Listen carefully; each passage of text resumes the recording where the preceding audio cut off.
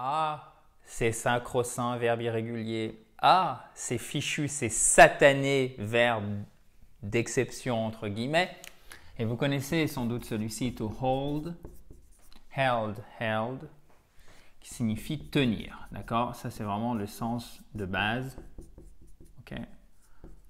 For example, I could say, je pourrais dire, I'm holding your hand. OK?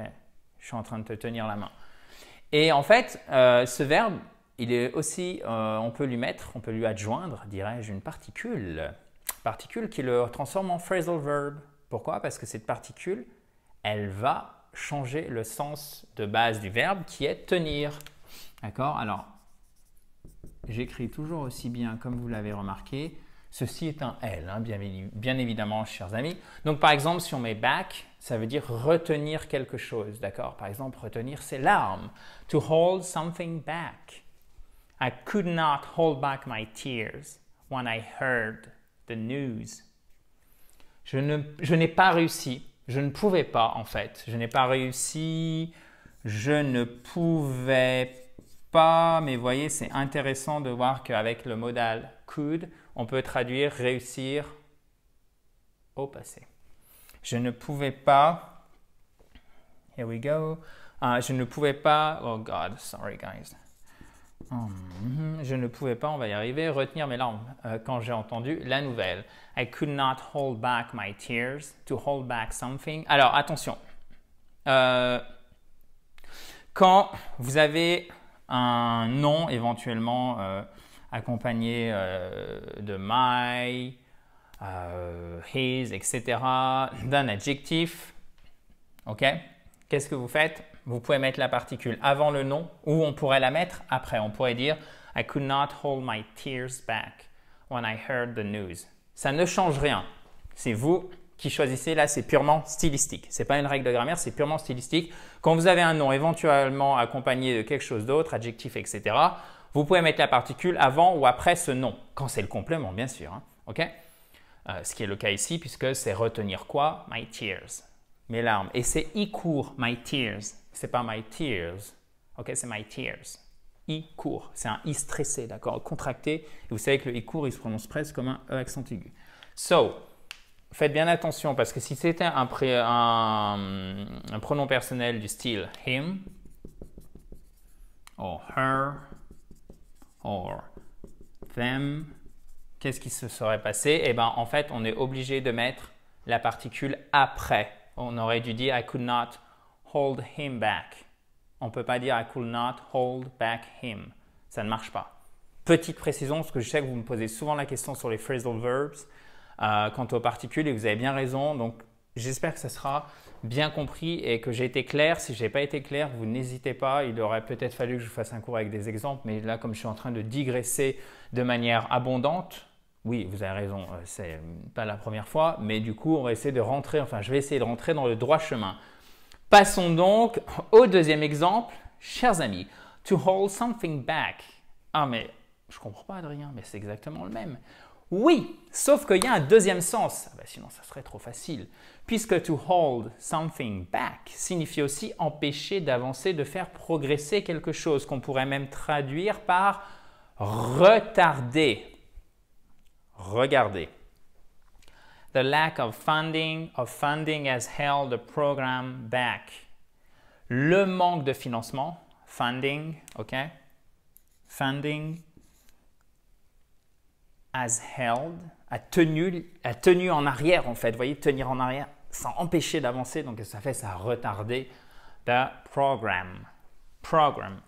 Le programme, tout simplement. Et ça, c'est typiquement ce que vous allez trouver dans les journaux, dans le monde professionnel, dans les rapports, etc. Là, on est vraiment dans le, et ce n'est pas du tout péjoratif, le ventre mou de l'anglais, c'est-à-dire tout ce qui compose ce vocabulaire intermédiaire et qui est très étendu, bien évidemment, comme n'importe quelle langue et donc a fortiori en anglais. Pourquoi je vous dis ça? Parce que passer d'un niveau grand débutant à faux débutant, ça se fait relativement rapidement. Mais passer d'un niveau pré-intermédiaire à un niveau intermédiaire, ça demande l'acquisition de connaissances qui est bien plus importante au niveau de la quantité à assimiler donc à mémoriser, et c'est pour ça qu'on le fait step by step et que je vous détaille tout, ok? Toujours step by step, but each day, ok? Each day, tous les jours, il faut en faire. Each day, et pas day, each day, ok guys? So, to hold something back, c'est à la fois retenir quelque chose. For example, I'm holding my tears back. Là, je retiens mes larmes. I'm holding my tears back. And the lack of funding has held the program back. Moi, ce que j'aime bien, vous savez, c'est retenir à partir des exemples. Donc, vous pouvez les noter dans votre fabuleux cahier d'apprentissage. Et d'ailleurs, en parlant de fabuleux, si vous me permettez cette transition dont je vous laisse bien évidemment juge, chers amis, inscrivez-vous à la formation gratuite qui aura lieu cet été une seule fois. Le 19 juillet, c'est un dimanche à 20 h, heure de Paris, dans la joie et la bonne humeur. On se retrouve ensemble. Attention, les places sont limitées. Si ça vous intéresse, c'est en direct. Sur Internet, on parlera de prononciation, on parlera de pratique et de compréhension de l'anglais. Pour vous inscrire, vous cliquez sur le i en haut à droite ou sur le lien qui est sous la vidéo. Ok? Donc j'espère que c'est bien compris ici et notamment ma petite ou grosse digression sur la façon dont on met le complément selon que ce soit un nom ou un pronom personnel avant ou après la particule. Encore une fois, si vous avez des questions, vous mettez ça juste en dessous. Ensuite, nous avons reproché quelque chose à quelqu'un. On va voir une expression qui est très intéressante parce que là aussi, c'est vraiment dans le ventre mou, dans ce vocabulaire intermédiaire qui est authentique en anglais et que vous devriez connaître au moins de manière passive, c'est-à-dire avoir la capacité de le comprendre à défaut de l'utiliser de manière active. Si c'est le cas, c'est très bien. Si ce n'est pas le cas, ça sera bientôt le cas. Mais par contre, il faut le comprendre. C'est vraiment important pour avoir un bon anglais. To hold something against someone, c'est reprocher quelque chose à quelqu'un. Vous voyez, tenir quelque chose contre quelqu'un. J'espère que j'ai réveillé personne. To hold something against, accent tonique ici. Et c'est pas against, c'est against. Là, pour le coup, c'est juste un peu comme un E accent grave, ok? To hold something against someone. Reprocher quelque chose à quelqu'un. Donc là, je l'ai enrichi, je me suis permis d'enrichir d'un nom qu'on retrouve très fréquemment associé à ce phrasal verb qui est a grudge. Grudge, c'est la rancune mais qui est tenace, attention. Hein. Et on ajoute un petit adverbe de manière quand même, un petit peu long, donc un peu dur à prononcer, mais vu qu'on va détailler la prononciation, ça sera facile. Premièrement, accent tonique ici, c'est une voyelle longue. He obviously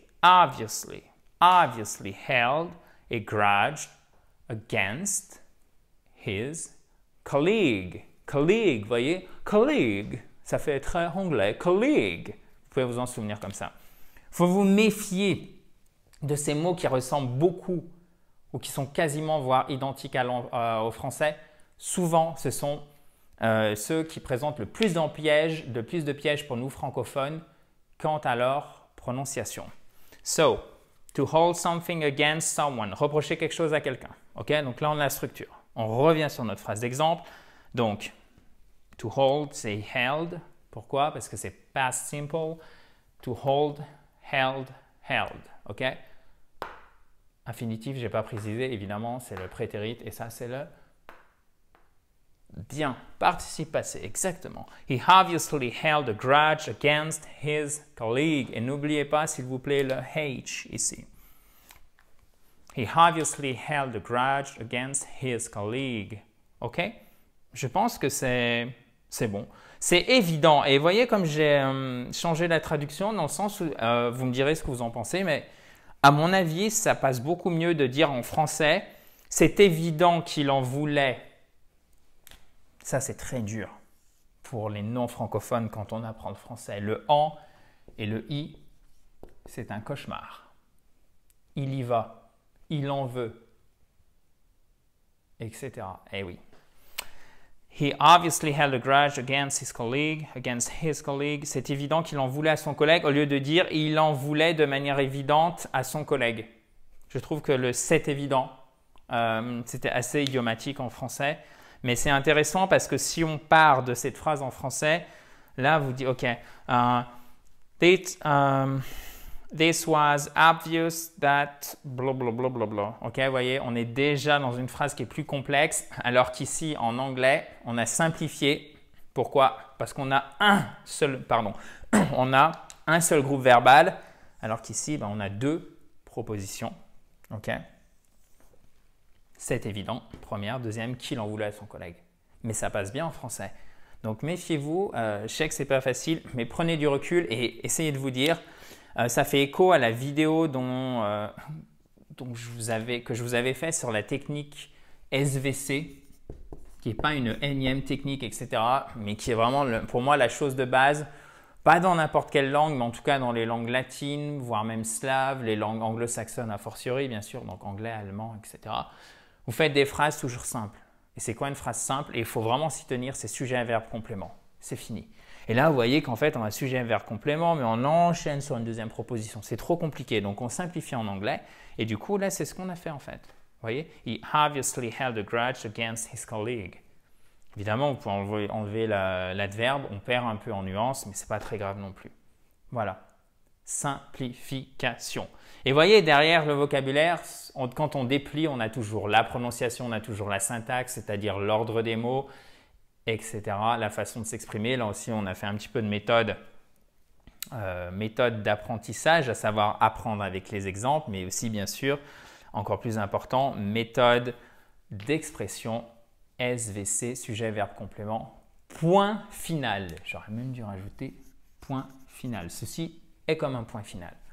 Bon, ça tombe bien puisque cette vidéo se termine, chers amis. J'espère que vous l'avez apprécié. Si vous avez le moindre commentaire, vous mettez ça juste en dessous. Et vous pouvez mettre aussi un petit like, comme ça. Et si vous le voulez, vous pouvez bien évidemment aussi nous rejoindre pour la formation qui aura lieu cet été en direct sur Internet. Il y a une date, c'est le dimanche 19 juillet. C'est très simple pour vous inscrire. S'il reste des places, il suffit de cliquer sur le i en haut à droite ou sur le lien qui est en description. Talk to you soon, guys. Bye bye. Have a nice day. Well, talk to you tomorrow, actually. Attention, ceci, c'est le bonus pour ceux qui restent jusqu'à la fin. Ne veut pas dire actuellement. Ok, ça c'est en fait. Et là où il faut se méfier, c'est qu'on a notre accent tonique ici, ok, qui est un à court. Donc pour nous, c'est tentant de faire actually. Non, il n'y a pas de H aspiré, mais on a tout de même, c'est pas facile pour nous francophones de mettre l'accent tonique sans faire de H aspiré, il faut s'entraîner un petit peu. Actually, qui veut dire en fait. Exactement, vous avez tout à fait raison. Je me dégage du milieu du tableau, comme ça vous pouvez tout voir. Et je vous dis à demain. Talk to you tomorrow, guys. Bye bye!